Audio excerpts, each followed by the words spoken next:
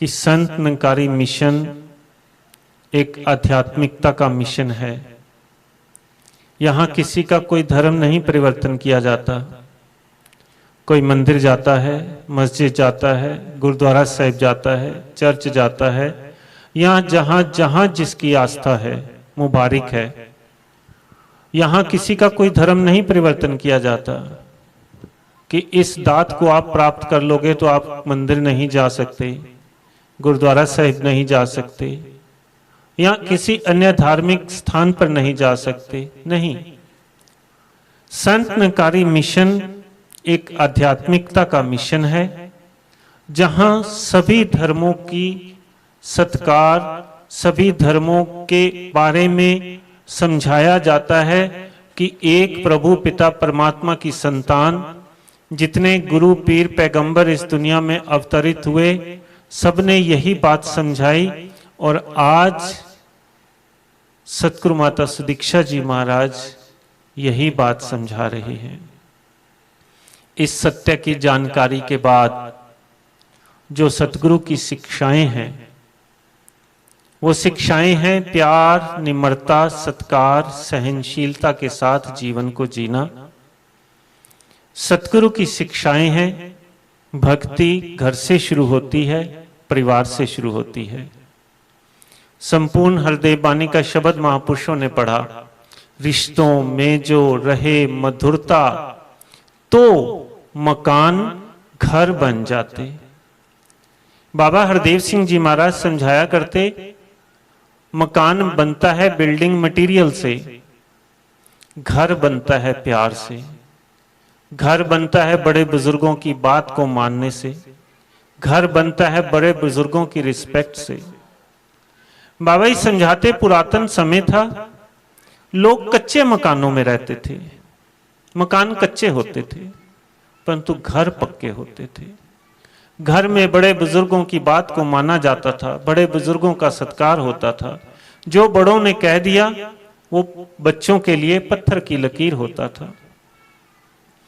समय बदला, मकान पक्के हो गए।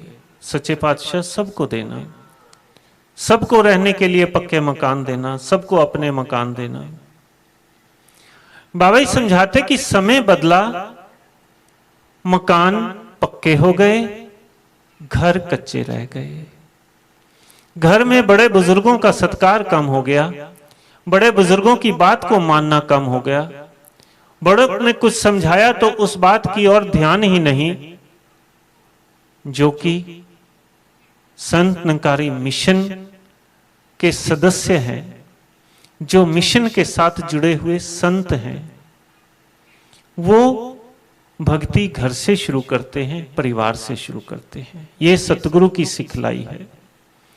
जहां जहां तक ये आवाज जा रही है, जहां इस सत्य की पहचान सतगुरु की कृपा से हो सकती है, और इसकी पहचान के बाद जो सतगुरु की शिक्षाएं हैं, दास उनका अब जिक्र करने जा रहा है। सबसे पहली शिक्षा भक्ति घर से शुरू होती है, परिवार से शुरू होती है। बड़े बुजुर्गों का सत्कार होना चाहिए, बड़े बुजुर्गों की बात को मानना चाहिए। ये सतगुरु की शिक्षा है। इसके बाद सतगुरु समझाते हैं कि हर बड़ों का फर्ज है बच्चों को संगत के साथ, सेवा के साथ, सुमरन के साथ जोड़ना है। हर बड़ों का फर्ज है। जितने बड़े पेरेंट्स यहां बैठे हैं, उन सब के चरणों में दास करबद्ध प्रार्थना करेगा कि जहां हम खुद सत्संग में आते हैं, वहां बच्चों को भी सत्संग के साथ जोड़ना है। बाबा जी समझाते, we cannot always prepare the future for the youth, but we can prepare the youth for the future. Baba ji समझाते कि माना कि ऐसे साधन नहीं है कि हम बच्चों को अच्छे अच्छे कारोबार, अच्छे अच्छे बिजनेस एस्टेब्लिश करके दे पाएं, परंतु हम बच्चों को सेवा, सत्संग, सिमरन के साथ जोड़कर उनका फ्यूचर ब्राइट कर सकते हैं। ये शिक्षा है सतगुरु की कि जहां खुद सत्संग के साथ जुड़ना है, वहां बच्चों को भी सत्संग के साथ, सेवा के साथ, सुमरन के साथ जोड़ के रखना है।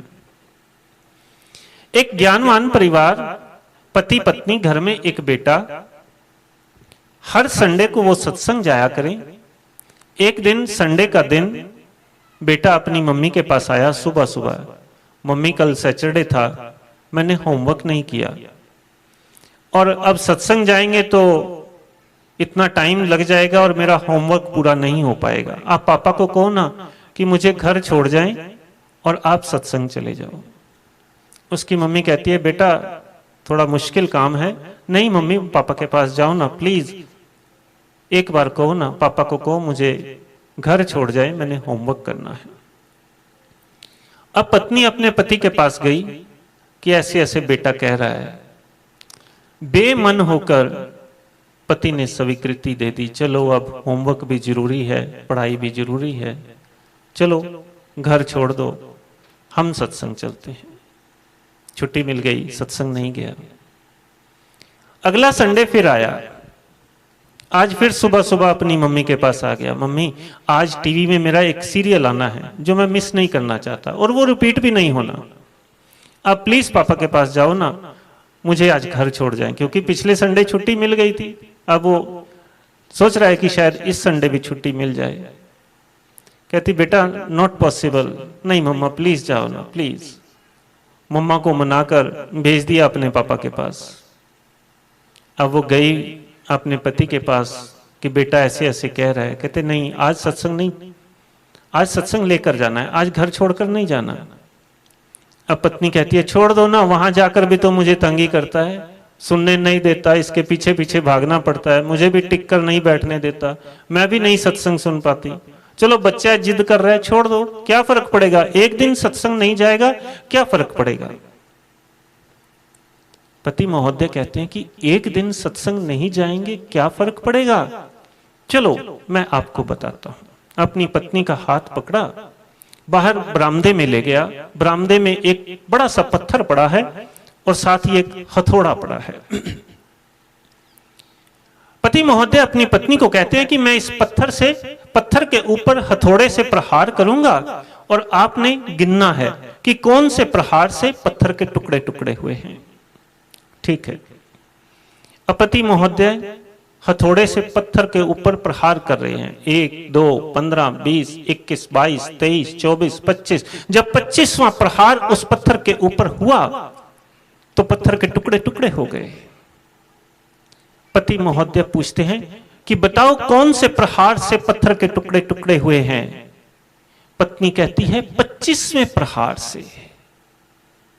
पति कहता है रॉन्ग आंसर, नहीं मैंने गिना, जब 25वां प्रहार इस पत्थर के ऊपर हुआ था तब इसके टुकड़े टुकड़े हुए हैं। पति महोदय कहते हैं नहीं, गलत आंसर है, केवल 25वें प्रहार से पत्थर के टुकड़े टुकड़े नहीं हुए, एक एक प्रहार का असर हुआ है।